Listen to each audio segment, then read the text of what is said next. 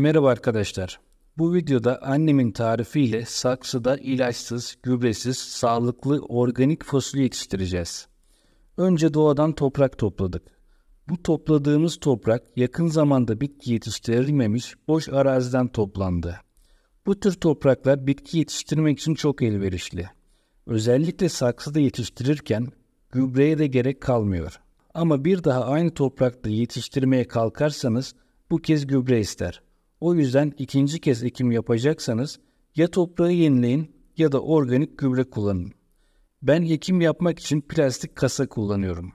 Bu kasanın delikleri büyük olduğu ve sulama yaparken toprak suyla birlikte dışarı taşınacağı için eski çuval parçalarını kasanın altına ve yanlarına yaydıktan sonra içerisine toplamış olduğum toprağı dolduruyorum.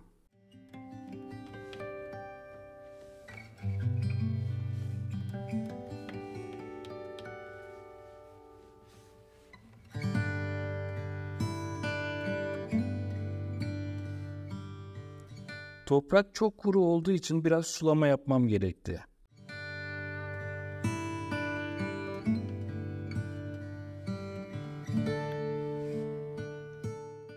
Biraz toprağı ıslattıktan sonra fasulye tohumlarımı teker teker toprağın üzerine bırakıyorum.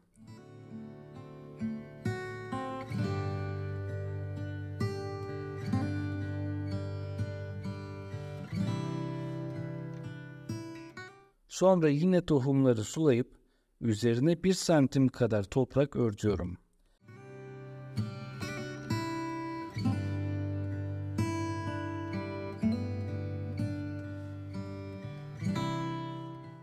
Fark ettiyseniz kasayı tam olarak toprakla doldurmadım. Bunun nedeni var. Şimdi güneşli bir yere çıkartıp fasulye tohumlarının çimlenmesini bekliyorum. Fasulye çimlerim çıkmaya başladı. Bazı tohumlar erken, bazıları geç çıkabiliyor. Bizde de öyle oldu. Ama hepsi çıkacaktır.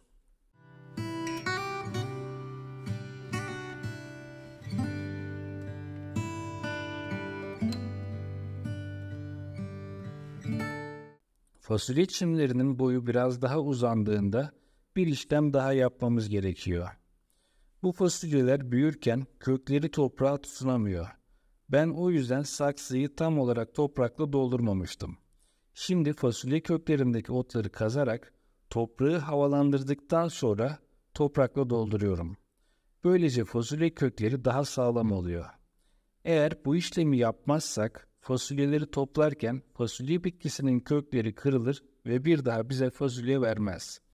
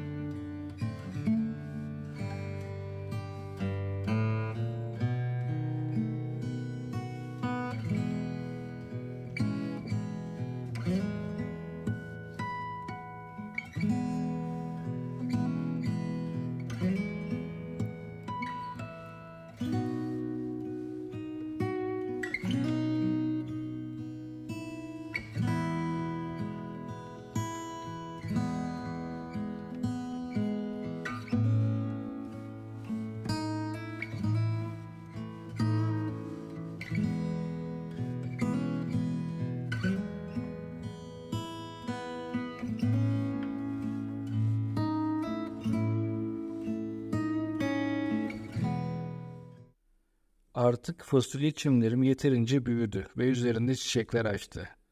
Küçük küçük fasulyeler de gözüküyor. Artık bir hafta sonra fasulyeleri toplayıp yemek pişirmeye başlayabiliriz.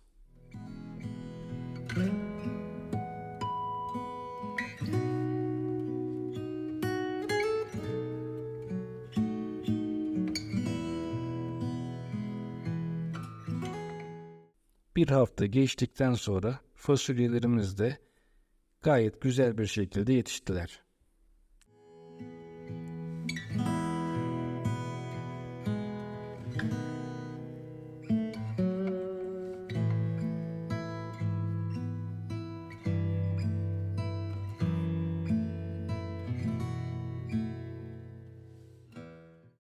İşte gördüğünüz gibi annemin tarifiyle saksıda gübresiz, ilaçsız fasulye yetiştirerek hasadını yaptık.